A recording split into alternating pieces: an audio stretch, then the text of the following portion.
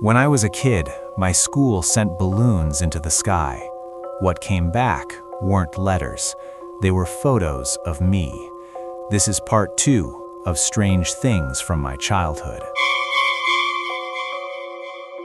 A couple days ago, I posted a story called Footsteps here. There were a number of questions that made me curious about certain details about my childhood, and so I spoke with my mother. Exacerbated by my questions, she said, "Why don't you just tell them about the goddamn balloons if they're so interested?" As soon as she said that, I remembered so much about my childhood that I had forgotten. This story will provide some greater context for the previous story, which I think you should read first. Though the order isn't of vital importance, reading that story first will put you in my place more effectively since I remembered the events of Footsteps first. If you have questions or anything, feel free to ask and I'll try to answer them. Also, both stories are long, so heads up on that. I'm just hesitant to leave out any details that might be important. When I was 5 years old, I went to an elementary school that, from what I've come to understand, was really adamant about the importance of learning through activity. It was part of a new program designed to allow children to rise at their own pace, and to facilitate this, the school encouraged teachers to come up with really inventive lesson plans. Each teacher was given the latitude to create his or her own themes, which would run for the duration of the grade, and all the lessons in math, reading, etc. would be designed in the spirit of the theme. These themes were called groups. There was a space group, a sea group, an earth group, and the group I was in, community. In kindergarten in this country, you don't learn much except how to tie your shoes and how to share, so most of it isn't very memorable. I only remember 2 things very clearly. I was the best at writing my name the right way, and the balloon project, which was really the hallmark of the community group, since it was a pretty clever way to show how a community functioned at a really basic level. You've probably heard of this activity. On one Friday, I remember it being Friday because I was excited about the project and it being the end of the week. Toward the beginning of the year, we walked into the classroom in the morning and saw that there was a fully inflated balloon tied off with string taped to each of our desks. Sitting on each of our desks was a marker, a pen, a piece of paper, and an envelope. The project was to write a note on the paper, put it in the envelope, and attach it to the balloon, which we could draw a picture on if we wanted. Most of the kids started fighting over the balloons because they wanted different colors, but I started on my note, which I had thought a lot about. All the notes had to follow a loose structure, but we were allowed to be creative within those boundaries. My note was something like this: "Hi, you found my balloon. My name is blah blah blah, and I attend blah blah blah elementary school. You can keep the balloon, but I hope you write me back. I like Mighty Max, exploring, building forts, swimming, and friends. What do you like? Write me back soon. Here's $1 for the mail." On the dollar, I wrote "for stamps" right across the front, which my mom said was unnecessary, but I thought it was genius, so I did it. The teacher took a Polaroid of each of us with our balloons and had us put them in the envelope along with our letter. They also included another letter that I assume explained the nature of the project and sincere appreciation for anyone's participation in writing back and sending photos of their city or neighborhood. That was the whole idea, to build a sense of community without having to leave the school and to establish safe contact with other people. It seemed like such a fun idea. Over the next couple weeks, the letters started to roll in. Most came with pictures of different landmarks, and each time a letter would come in, the teacher would pin the picture on a big wall map we had put up, showing where the letter had come from and how far the balloon had traveled.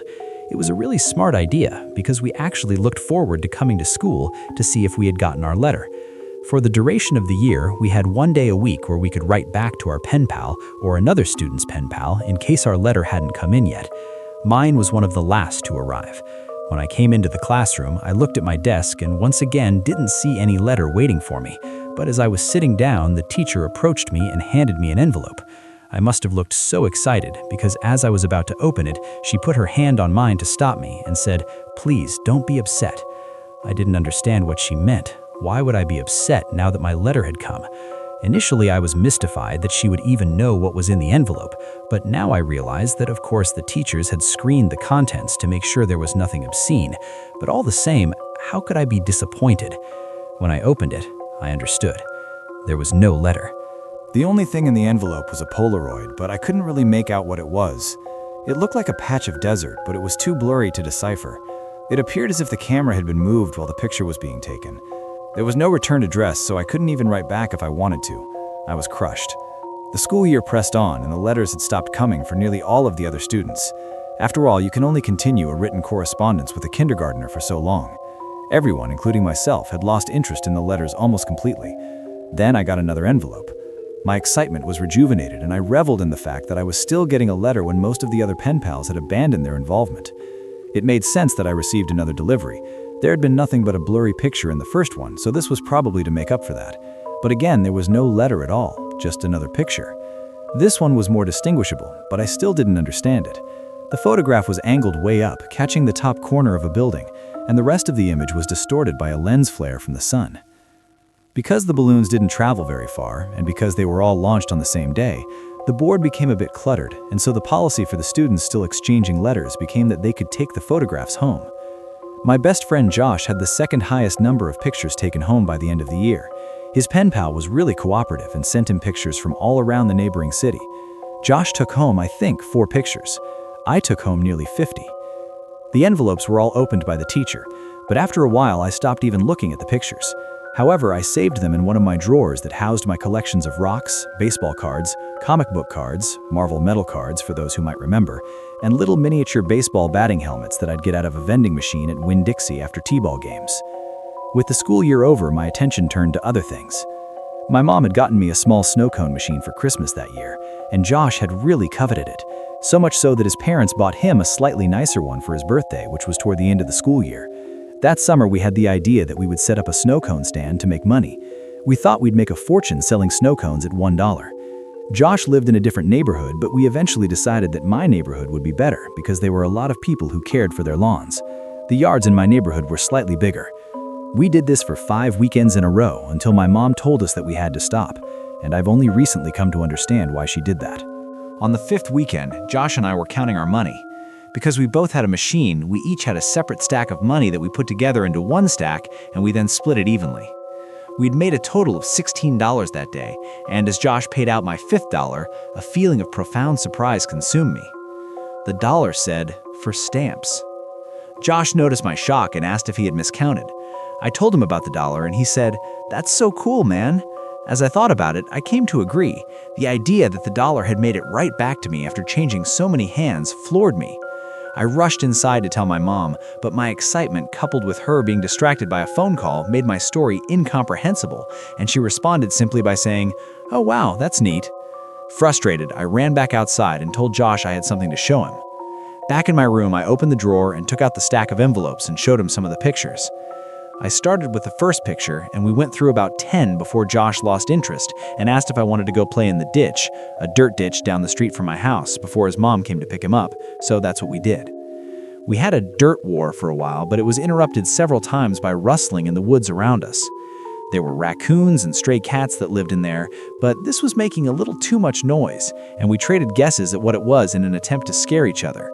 My last guess was that it was a mummy, but in the end, Josh kept insisting that it was a robot because of the sounds that we heard. Before we left, he got a little serious and looked me right in the eyes and said, "You heard it, didn't you? It sounded like a robot. You heard it too, right?" I had heard it, and since it sounded mechanical, I agreed that it was probably a robot. It's only now that I understand what we heard. When we got back, Josh's mom was waiting for him at the kitchen table with my mom. Josh told his mom about the robot, our moms laughed, and Josh went home. My mom and I ate dinner, and then I went to bed. I didn't stay in bed for long before I crept out and decided that, due to the day's events, I would revisit the envelopes, since now the whole affair seemed much more interesting. I took the first envelope and set it on the floor and the blurry desert Polaroid right on top, and I laid the second envelope right next to it and placed the oddly angled Polaroid of a building's top corner on top, and did this with each picture until they formed a grid that was about 5 by 10. I was always taught to be careful with things that I was collecting, even if I wasn't sure they were valuable. I noticed that the pictures gradually became more decipherable. There was a tree with a bird on it, a speed limit sign, power line, a group of people walking into some building, and then I saw something that vexed me so powerfully that I can now, as I write this, distinctly remember feeling dizzy and capable of a single, repeating thought. Why am I in this picture? In this photograph of the group of people entering the building, I saw myself holding hands with my mother in the very back of the crowd of people. We were at the very edge of the photo, but it was undeniably us. And as my eyes swam over the sea of Polaroids, I became increasingly anxious. It was a really odd feeling. It wasn't fear, it was the feeling you get when you are in trouble. I'm not sure why I was flooded with that feeling, but there I sat, floundering in the distinct sense that I had done something wrong. And this feeling only intensified as I looked on at the rest of the photos after the one that had so powerfully struck me. I was in every photo. None of them were close shots, none of them were only of me, but I was in every single one of them. Off to the side, in the back, bottom of the frame. Some of them only had the tiniest part of my face captured at the very edge of the photo, but nevertheless, I was there. I was always there. I didn't know what to do. Your mind works in funny ways as a kid, but there was a large part of me that was afraid of getting in trouble simply for still being up. Since I already had the looming feeling of having done something wrong, I decided that I would wait until tomorrow. The next day, my mom was off work and spent most of the morning cleaning up around the house. I watched cartoons, I imagine, and waited until I thought it was a good time to show her the Polaroids. When she went out to get the mail, I grabbed a couple of the pictures and put them on the table in front of me as I sat waiting for her to come back in. When she returned, she was already opening the mail and threw some junk mail into the trash can, and I said, "Mom, can you come here for a second? I have these pictures." "Just give me a minute, honey. I need to mark these on the calendar." After a minute or two, she came and stood behind me and asked me what I needed. I could hear her shuffling with the mail behind me, but I just looked at the Polaroids and told her about them. As I explained more and pointed to the pictures, her frequent "uh-huh" and "okays" decreased, and she was suddenly completely quiet and only making a little noise with the mail. The next noise I heard from her sounded as if she was trying to catch her breath in a room that had no air left in it. At last, her struggling gasps were conquered, and she simply dropped the remaining mail on the table and ran to the kitchen to get the phone. "Mom, I'm sorry. I didn't know about these. Don't be mad at me." With the phone pressed to her ear, she was walking or running back and forth and shouting into it. I nervously fiddled with the mail sitting next to my Polaroids. The top envelope had something sticking out of it that I thoughtlessly and anxiously pulled on until it came out. It was another Polaroid.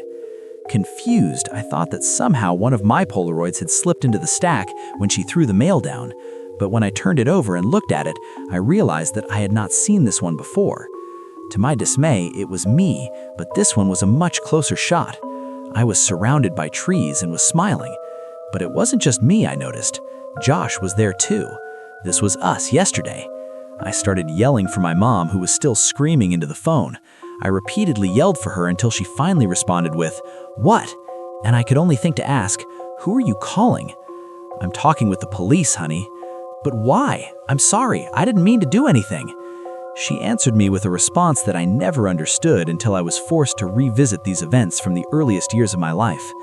She grabbed the envelope off the table and the picture of Josh and I spun and slid, landing next to the other Polaroids in front of me. She held the envelope up to my eyes, but I could only look at her and watch as all the color began to drain out of her face. With tears welling up in her eyes, she said that she had to call the police because there was no postmark. To this day, I still don't know who took those photos or how they followed me without ever being seen. If this story unsettled you, leave a comment and share your thoughts. Don't forget to like, subscribe, and turn on notifications for the next chapter of Strange Things from My Childhood.